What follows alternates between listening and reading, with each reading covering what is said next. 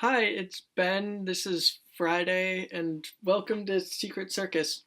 Sorry about last week. I was just kind of very busy being in New York, as you saw in Alyssa's video, and so I was like, oh, I'll have time later, and then all of a sudden it was like midnight on Friday, and I was like, oh, I haven't had any time all week to do the video.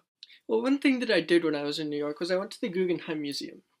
And what they've done is they've taken out all of the art that's on the wall, because there's basically the spiral going up, or I think you're supposed to go down, if I remember it from when I've been there in the past. But they've taken all of that out, and they've done it's basically a big installation that takes up the whole main room by this guy James Turrell.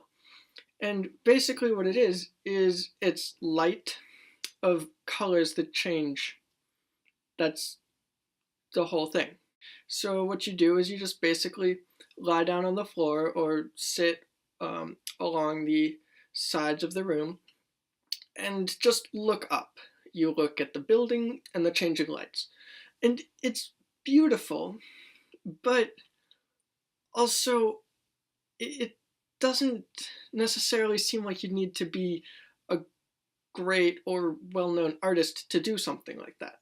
So why was he able to take one of the most well-known museums in New York City and basically get the whole thing, or at least the whole main room, and then two of their additional galleries all to himself and have no one else there? Well, it's because he has a big name in the art world. No, I'm not really complaining about the use of the main space. That was like it was beautiful. Someone else could have done it, yes, but it was very well done. But then in one of the other galleries, one room, absolutely nothing on the wall. All that there was basically in one of the corners, so like that, basically take where one of my pinkies is, like that one there, and just turn that into light. So kind of like that, I guess. And that was the whole room. Gray walls and a white light in one of the corners. So if someone else had done that, like if I'd said, okay, I want to use this gallery, um, and I'm going to have people pay to see it, and what I'm going to do is I'm going to set up a lamp on a table and direct the lamp towards one spot. And let's call that art. Now, if my name were James Turrell, I wouldn't be surprised if whoever ran that gallery would say, "Oh, sure, you're very well known. People will definitely pay to see that." But since my name is not James Turrell, my name is Ben, they'd say, "Why would we waste our space doing that?" I'm also thinking of a story in the New York Times a little while ago about this. I think it was a Chinese immigrant who had very little money, and basically every so often this very nice car would pull up, someone would go up to his apartment and leave with a painting. And they paid him like a couple $1,000s to make these paintings, and then they sold them under the names of famous artists for millions of dollars.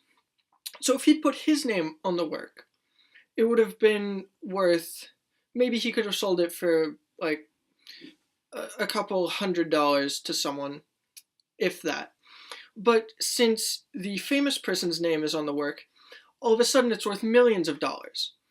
So basically, it seems to me in art, people don't care about the quality, or the quality isn't the determining factor in how people look at it.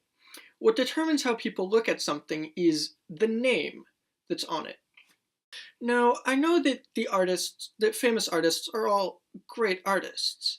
I'm not saying anything to diminish them, but what I am saying is the way that stuff is valued and um, assigned a price in art doesn't hinge on the quality of the art as much as it does the quality, or at least um, the amount of fame that previous works by that artist have gained.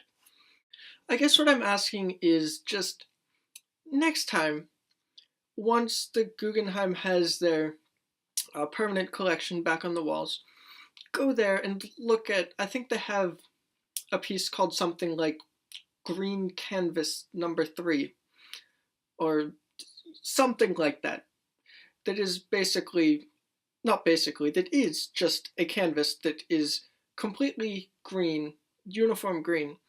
Just look at it and think, is what they have on display that piece of art, or is what they have on display the name next to it? One final thought. I just realized maybe the whole point of that green canvas in the Guggenheim Museum is just to make you remember it. And if that's the case, then it succeeded. Since I remember where it is, I remember seeing it, like I remember the museum it's in, I even remember the shade of green. So maybe I'm not giving it enough credit. Emma, I will see you Monday. Alyssa, I'll see you Wednesday. And next week I should be doing this from my dorm.